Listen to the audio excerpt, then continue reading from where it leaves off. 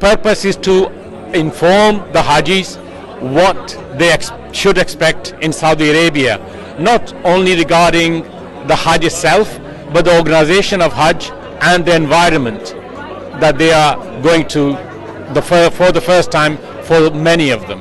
And this is one of the key reasons that we hold a seminar every year to ensure every Haji is prepared for the challenge of a lifetime. मेरा नाम doctor कैसर इकराम है, मैं एक consultant हूँ, NHS में काम करता हूँ।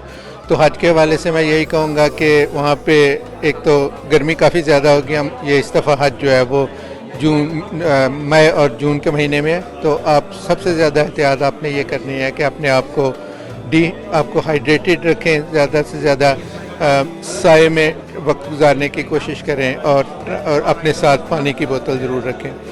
वो लोग जिनको कोई क्रॉनिक हेल्थ कंडीशंस हैं, जैसे डायबिटीज़ है या ब्लड प्रेशर है या और कोई दवाई जो वो रेगुलर बेसिस पे लेते हैं, तो वो मेक श्योर करें कि वो अपनी दवाइयाँ अपने साथ रखें। आज हमारा हज का सेमिनार है।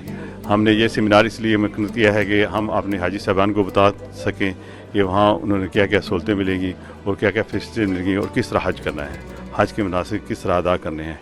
इसके लिए ये हमने छोटा सा सेमिनार मुनक़्क़िद किया है और हम चाहते हैं कि तमाम हाजी साहबान को जो हमारे साथ जा रहे हैं उनको हर चीज़ का पता हो कि हज के मनासिक कैसे अदा करने हैं। आज यहाँ स्काई फ्लाई वालों की जानिब से एक सेमिनार का इत्माम किया गया है।